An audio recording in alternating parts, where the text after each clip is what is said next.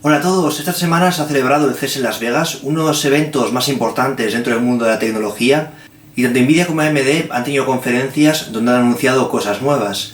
Nvidia ha anunciado la 2060, y todo lo que dijimos en el noticiero anterior sobre la 2060 se ha confirmado.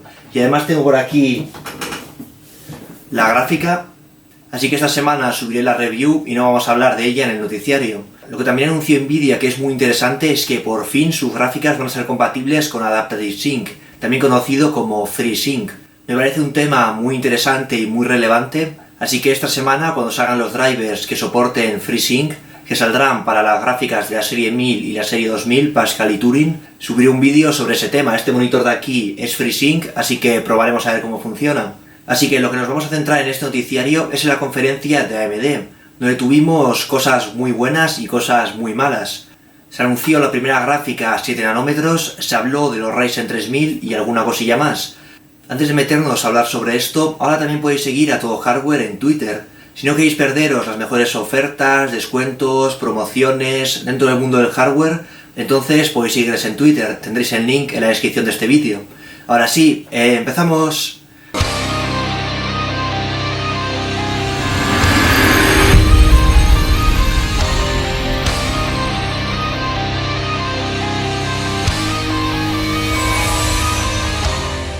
En este noticiario vamos a hablar de lo que anunció AMD al revés. En la presentación empezaron hablando por la Vega 7, que nos dejó un sabor de boca bastante malo, y después pasaron a hablar de los Ryzen 3000, y la decepción inicial con la Vega 7 como que eclipsó un poquito los Ryzen 3000 y pasaron un poco desapercibidos. Creo que la mejor forma de hablar de los nuevos productos de AMD es al revés, empezar por lo bueno y luego pasar por lo que no ha sido tan bueno.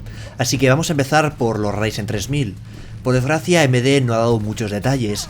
De hecho, dijeron que sabríamos más hacia verano. Tiene toda la pinta de que los Ryzen 3000 se anunciarán durante la Computex, que es junto al CES uno de los grandes eventos dentro del mundo de la tecnología. Aunque nos dieron algunas pistas, incluso nos enseñaron un Ryzen 3000. El Ryzen 3000 que nos enseñaron era un procesador de 8 núcleos y 16 hilos, y estaba fabricado a 7 nanómetros. La frecuencia en la que trabajaba es desconocida, pero según Lisa Su, la CEO de AMD, se trataba de una muestra de ingeniería que no estaba trabajando a sus frecuencias finales. Aunque según los medios que estuvieron allí y que pudieron hablar con la gente de AMD después de la presentación, se especula que trabajaba a 4,6 GHz, por lo tanto AMD daría un salto importante en cuanto a frecuencia con estos procesadores, pero esto no es algo confirmado. Pero independientemente de la frecuencia en la que trabajase, el procesador dejó muy buenas sensaciones, porque AMD hizo en vivo una comparativa de este Ryzen 3000 de 8 núcleos contra el i9 9900K de Intel, también de 8 núcleos y 16 hilos, el cual de stock trabaja a 4,7 GHz. El Ryzen 3000 alcanzó los 2057 puntos en Cinebench, mientras que el i9 9900K alcanzó los 2040 puntos, es decir, ambos procesadores obtuvieron el mismo rendimiento en Cinebench. La diferencia es que el PC donde estaba montado el Ryzen 3000 tuvo un consumo total de 133 vatios, mientras que el PC donde estaba montado el procesador Intel tuvo un consumo total de 179,9 vatios, una diferencia significativa en consumo, más si tenemos en cuenta que esto era el consumo de todo el PC. Si descontamos el consumo que pueden tener el resto de componentes aparte del procesador, estamos hablando de que este Ryzen 3000 estaría cerca de la mitad de consumo del i9 9900K.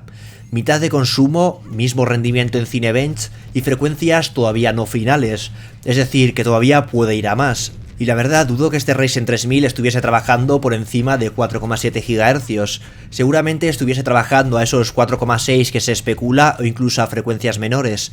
Esto quiere decir que con Ryzen 3000 AMD habría conseguido superar la potencia por núcleo de Intel. Eso sí, sin perder la referencia de que hablamos de Cinebench, un benchmark que se centra en medir la potencia bruta de los procesadores y donde las latencias apenas afectan a la puntuación. Es decir, que este rendimiento es posible que no sea extrapolable a otras tareas como por ejemplo videojuegos. De hecho, los Ryzen siempre han conseguido muy buenas puntuaciones en Cinebench. De todas formas, esta primera toma de contacto con los Ryzen 3000 nos deja muy buenas sensaciones, y AMD con los Ryzen 3000 tiene toda la pinta de que va a superar a la arquitectura Coffee Lake de Intel. Esto es lo único que nos dijo AMD sobre los Ryzen 3000. Sin embargo, a partir de fotos y cosas que nos enseñaron, podemos deducir mucha más información. Por ejemplo, mirando el procesador, podemos ver claramente cómo los Ryzen 3000 van a utilizar el mismo diseño de chiplets visto en EPYC a 7 nanómetros. ¿Qué es el diseño de chiplets? Hemos hablado varias veces de ello, así que voy a recordároslo de forma rápida. La idea del diseño de chiplets es que tenemos un núcleo central que se encarga de todas las tareas de entrada y salida y la comunicación entre núcleos. Es decir, es una especie de rotonda gigante que comunica al procesador con el exterior y comunica también las diferentes partes del procesador. A esta rotonda gigante le podemos ir conectando otros chips como si fuera un Lego. En el caso de Ryzen 3000, ese pequeño chip pequeñito que vemos en un lateral son los núcleos del procesador. Ese chip es un chip de 8 núcleos y 16 hilos. ¿Cuál es la ventaja de este diseño de partir el procesador en diferentes trocitos? La ventaja principal es que el procesador es mucho más fácil y barato de fabricar. El núcleo central lo puedes fabricar barato, no necesitas utilizar los últimos procesos de fabricación. Al final solo es un simple chip que se encarga de tareas de entrada y salida y comunicaciones. En el caso de Ryzen 3000, este chip está fabricado a 14 nanómetros. Y después los chiplets que conectamos a este núcleo central, donde se encuentran los núcleos, son procesadores muy pequeñitos y fáciles de fabricar, porque todo el hardware de entrada y salida se encuentra en ese núcleo central. Así que estos chips que conectamos son chips fabricados a 7 nanómetros de 8 núcleos y 16 hilos. Fabricar un procesador monolítico, es decir, que todo se encuentre en un mismo chip con un gran número de núcleos, es complicado y caro, porque son chips muy grandes y eso provoca que por oblea puedes fabricar muy poquitos de ellos. También provoca que cuando las obleas tengas alguna zona defectuosa, porque los procesos de fabricación modernos son muy complejos y no el 100% de la oblea sale bien, puedes perder gran parte de los procesadores de esa oblea. Es decir, son muy difíciles de fabricar y muy caros. Sin embargo, este diseño de chiplets es justo lo contrario. Estás fabricando chips muy pequeñitos y sencillos de fabricar. Puedes fabricar muchísimos por oblea. Si hay una zona en la oblea defectuosa, sigues teniendo un montón de chips válidos dentro de esa oblea. Así que la fabricación de estos procesadores es más barata y mucho más sencilla. Después, estos chiplets los unes en un mismo PCB para crear un procesador más grande. Y por ejemplo crear ese EPIC de 64 núcleos que si fuese un chip monolítico sería probablemente imposible de fabricar a día de hoy. Los Ryzen 3000 para sobremesa también van a utilizar este diseño. La cosa es, ¿realmente tiene sentido utilizar este diseño si solo vas a conectar un chiplet? Si solo vas a crear un procesador de 8 núcleos y 16 hilos. Hacer esto es como poner una rotonda en medio de una recta. Una carretera donde no hay ningún cruce ni nada, es simplemente una recta y pones una rotonda en medio. ¿Para qué sirve? Para nada. La cosa es, fijémonos un poquito más en el procesador. Si nos fijamos, el chip pequeñito, que es donde se encuentran los 8 núcleos y 16 hilos, se encuentra como en la parte superior del chip, no está centrado. Y en la parte de abajo tenemos espacio libre. Pues bien, eso de ahí abajo no es simplemente espacio libre. En una foto sacada por TechPowerUp podemos ver claramente como ahí abajo tenemos las conexiones necesarias para conectar un segundo chiplet. Es decir, se podría conectar tanto otro procesador de 8 núcleos y 16 hilos como una gráfica integrada. Los medios evidentemente preguntaron a AMD sobre esto, sobre si ese espacio y esas conexiones se iban a utilizar para algo. Y la respuesta de Lisa Su fue: no esperéis que dejemos ese espacio vacío. Es decir, es prácticamente una confirmación de que con Ryzen 3000 veremos procesadores formados por dos chiplets de 8 núcleos y 16 hilos, es decir, un procesador de 16 núcleos y 32 hilos. Y también es posible que veamos APUs muy potentes, porque en ese espacio podemos también conectar una gráfica integrada, es decir, podríamos tener un procesador de 8 núcleos y 16 hilos unido a una gráfica integrada bastante potente. Así que ojito con los Ryzen 3000 porque pueden ser procesadores muy competitivos. Parece que en potencia por núcleo van a igualar o incluso superar a Intel. Tiene pinta de que el consumo de estos procesadores va a ser muy bajito. Y encima es muy probable que veamos versiones de hasta 16 núcleos en la gama doméstica o APUs muy potentes. Y a esto se le suma que los Ryzen 3000 tienen soporte para el estándar PCI Express 4.0, siempre y cuando utilicemos una de las nuevas placas base que se lanzará junto a los Ryzen 3000. A día de hoy no existe ninguna tarjeta gráfica que sea capaz de saturar el PCI Express 3.0 trabajando en port 16, pero eso no quiere decir que el PCI Express 4.0 no vaya a ser útil. Para builds, digamos, extremas entre comillas, puede resultar muy útil. Por ejemplo, si montamos un SLI o un Crossfire en un procesador de la gama doméstica con 16 líneas PCI Express, las 16 líneas se tienen que repartir entre las dos gráficas, es decir, 8 para cada PCI Express. Y el PCI Express 3.0 en por 8, con la mitad de ancho de banda que en por 16, cuando tenemos dos gráficas tope de gama en Slio Crossfire, ya empieza a quedarse corto y se ven pérdidas de rendimiento. Así que para configuraciones multi-GPU con procesadores de la gama doméstica puede resultar interesante. Otra cosa para que puede ser interesante es para los SSD NVMe. Actualmente este tipo de SSDs ya llegan al límite del estándar PCI Express 3.0. Con el PCI Express 3.0 se podrán crear SSDs NVMe todavía más rápidos que los actuales. De hecho, la compañía Python, utilizando un Ryzen 3000, ya ha hecho la primera demo de un SSD NVMe que utiliza el estándar PCI Express 4.0. Han utilizado una controladora propia y chips de Toshiba para alcanzar los 4069 MB por segundo de lectura y 4268 MB por segundo de escritura. No es un gran salto respecto a los SSD NVMe actuales, que ya llegan a 3000 y pico MB por segundo de lectura y escritura, pero se puede ver cómo se pueden crear SSDs NVMe más rápidos que los actuales, que están limitados por el estándar PCI Express 3.0. En el estándar PCI Express 4.0 estamos limitados a 3,94 GB por segundo, mientras que en el 4.0 podemos llegar hasta los 7,88 GB por segundo. Es decir, podríamos tener SSDs NVMe el doble de rápidos que los actuales. Como pasó con el cambio del PCI Express 2.0 al 3.0, no tenéis que preocuparos por temas de compatibilidad ni nada por el estilo, ya que el PCI Express 4.0 va a ser retrocompatible. Es decir, si tienes una tarjeta gráfica que utiliza el PCI Express 3.0, lo puedes conectar a un PCI Express 4.0 sin ningún problema. Y al revés, lo mismo, todavía no existe ninguna tarjeta gráfica que utilice el PCI Express 4.0, pero cuando salgan la podrás conectar a un PCI Express 3.0 sin problemas. Y es muy poco probable que a corto plazo aparezca una tarjeta gráfica lo suficientemente potente para verse limitada por el PCI Express 3.0. Así que por este tema no os tenéis que preocupar, no tenéis que cambiar ni vuestra placa base, ni vuestra tarjeta gráfica, ni nada por el estilo. Simplemente empezaremos a ver placas base con un nuevo estándar que es más rápido que el actual, y para builds extremas como SLIs y Crossfire o SSD súper rápido, pues va a ser útil. Y bueno, he dicho que junto a los Ryzen 3000 llegarán nuevas placas base que soporten el estándar PCI Express 4.0. Sin embargo, ya sabéis que a diferencia de lo que hace Intel, estos Ryzen 3000 también se podrán utilizar en placas base de generaciones anteriores, es decir, en placas base para los Ryzen 1000 o placas base para los Ryzen 2000. Simplemente habrá que actualizar las BIOS de estas placas base para soportar los nuevos procesadores. Sin embargo, puede resultar que haya problemas con las placas base para la primera generación de Ryzen, las X370, B350 y A320. Mientras que las placas base para la segunda generación de Ryzen, el chip de la BIOS cuenta con una capacidad de 32 MB, en las placas base para la primera generación de Ryzen, el chip de la BIOS solo cuenta con una capacidad de 16 MB.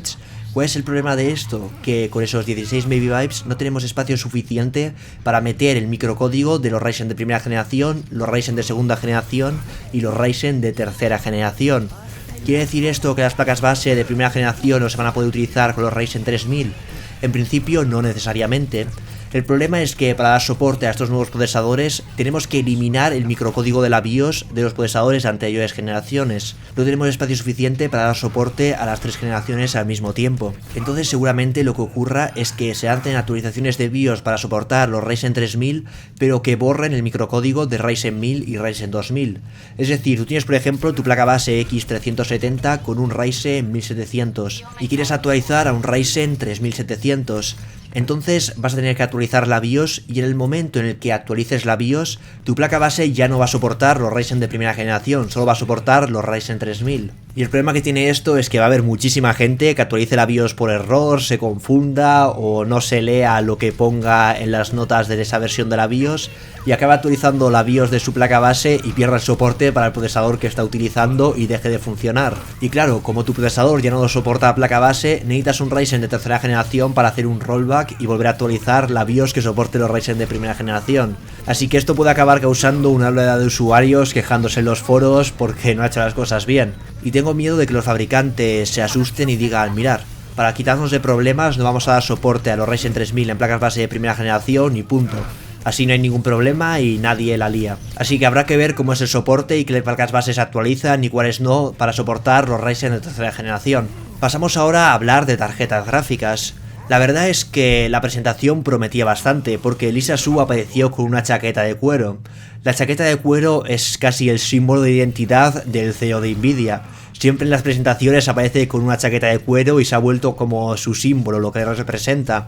Entonces que el CEO de AMD apareciera con una chaqueta de cuero parecía una especie de provocación y parecía que iban a anunciar algo que de verdad iba a hacer daño a Nvidia.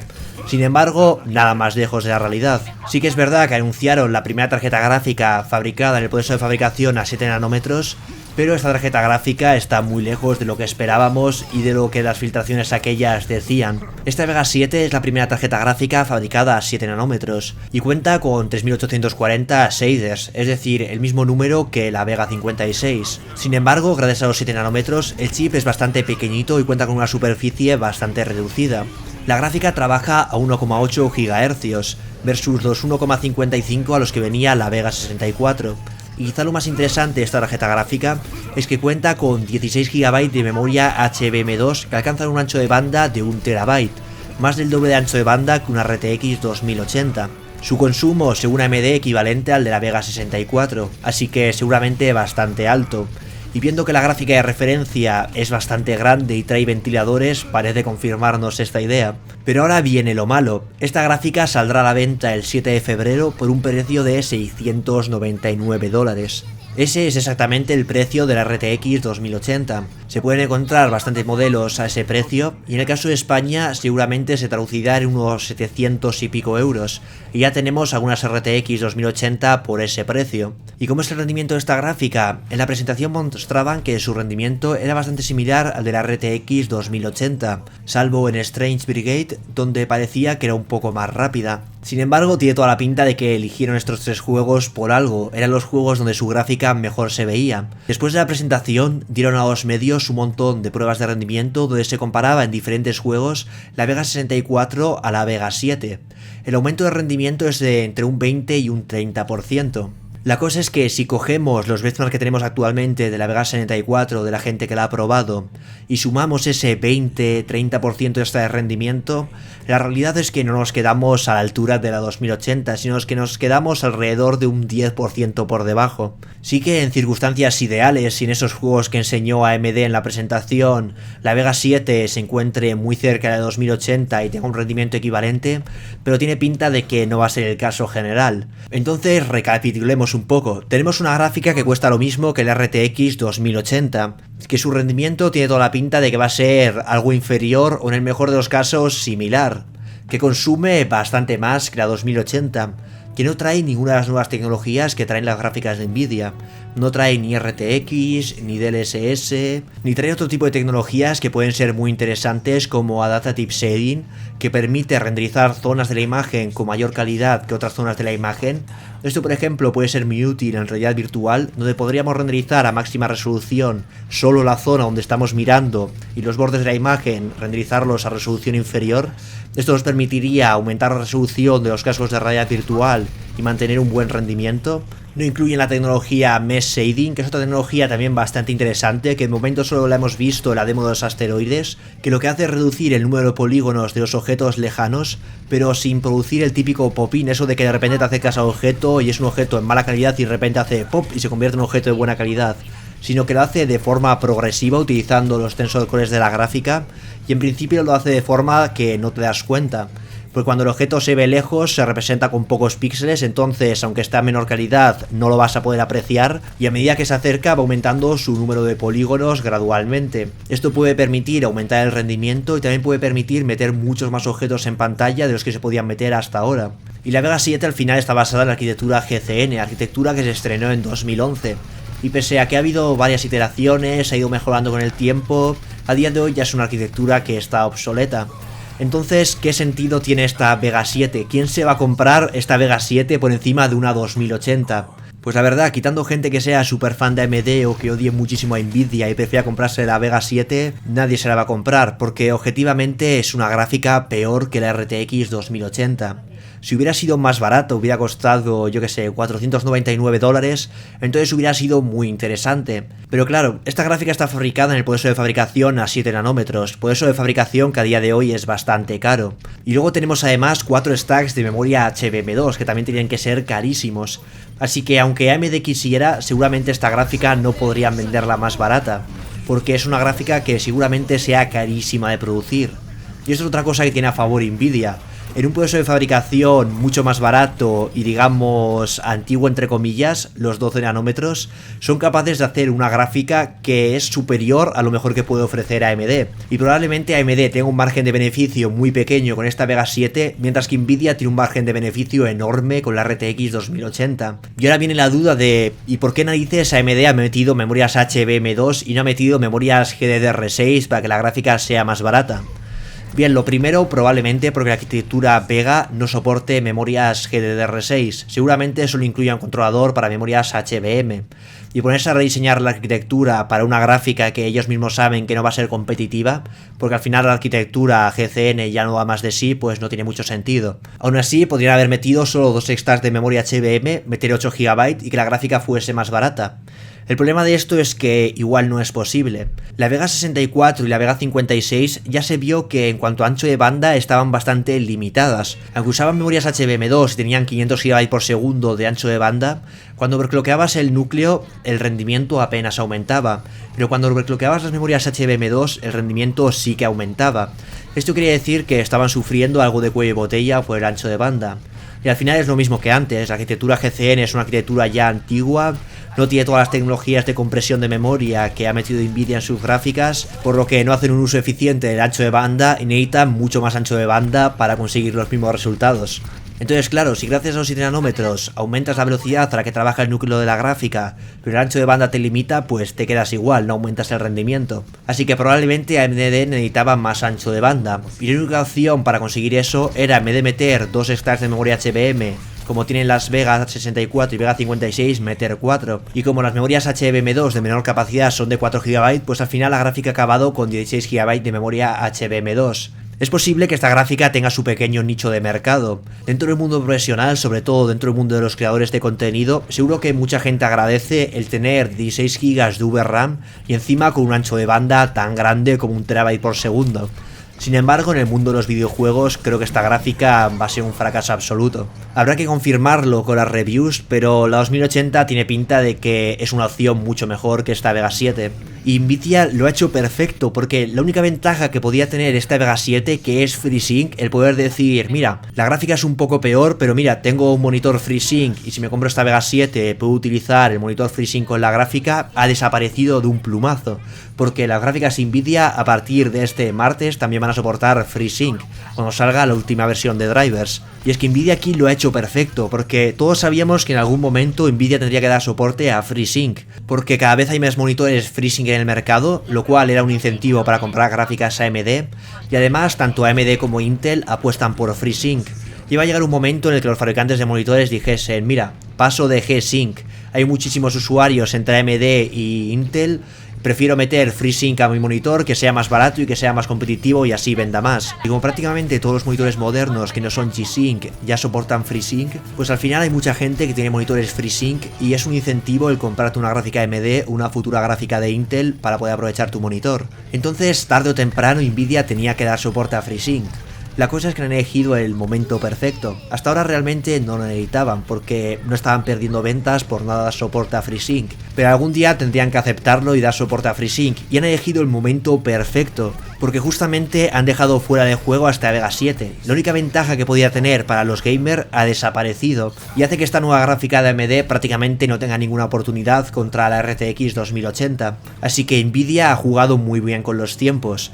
De cara a los usuarios no es bueno porque ya podían haberlo hecho antes, pero si lo miras desde el punto de vista del marketing y desde un punto de vista empresarial, han elegido el momento perfecto. Y bueno, incluso el CEO de Nvidia se ha permitido el lujo de salir a decir que esta gráfica de AMD es poco más que un truño. De hecho, él la compara con la 2060 y no con la 2080.